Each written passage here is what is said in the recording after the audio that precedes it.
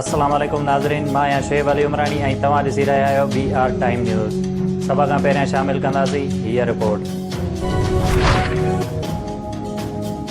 जेकॾहिं speaker article 5 जो हवालो बि ॾिए त तहरीक अदम एतमाद मुस्तरद नथो करे सघे। ॿुधाइणो पवंदो स्पीकर छाजे लाइ तहरीक अदम एतमाद ते एतिराज़ करे सघे थो। चीफ जस्टिस ऑफ पाकिस्तान जा रिमार्क्स। हुन चयो त वज़ीर आज़म जे ख़िलाफ़ तहरीक अदम एतमाद ते डिप्टी स्पीकर क़ौमी असेंबली रूलिंग ऐं असेंबली तोड़ण जे मामले ते अज़गुद नोटिस जी समाअत। चीफ जस्टिस रिमार्क्स ॾिना त बहस कराइण बदिरां वोटिंग ते कीअं बि अची विया। जस्टिस एजाज़ुल हसन चयो त बहस करण जी इजाज़त न ॾियणु प्रोसीजरल डिफेक्ट आहे। असांज मुक़दमनि ऐं मख़सूस जज शामिल न करण सां अदलिया जी आज़ादी ऐं वक़ार मजरूह थींदो आहे। उहो तवामुन हूंदो आहे। जज जो मयाद ऐं फ़ैसिला ताक़तवर हल्का जी ख़ुशनुमगीअ सां मशरूत हुजनि। जस्टिस मक़बूल बाक़र जो सुप्रीम कोर्ट में एज़ाज़ में फुल कोर्ट रेफरेंस में खिताब। हुन चयो त आइन ज़िम्मेवारी जे दौरान सियासी समाजी वाबस्तगियूं आरीन अचणु खपनि।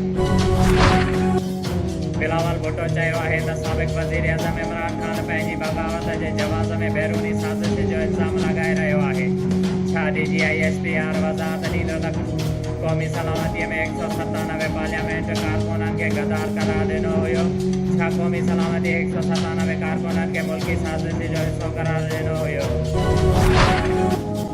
नून लीग जी रहनुमा मरियम औरंगज़ेब चयो आहे त इमरान साहब आइन जी पुठीअ में खंजर हणी आइन शिकनीअ जो जुर्म जो इर्तिकाब करे नाम निहाद आलमी साज़िश जे पोयां लिकण जी कोशिश करे रहियो आहे।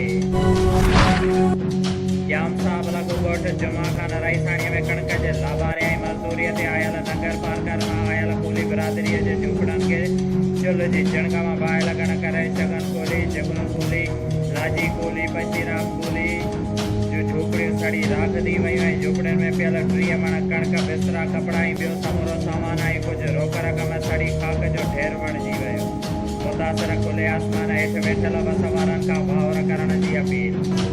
शुएब अली उमरानी खे ॾींदा इजाज़त। वधीक ख़बरुनि ऐं अपडेट्स लाइ ॾिसंदा रहो BR टाइम न्यूज़।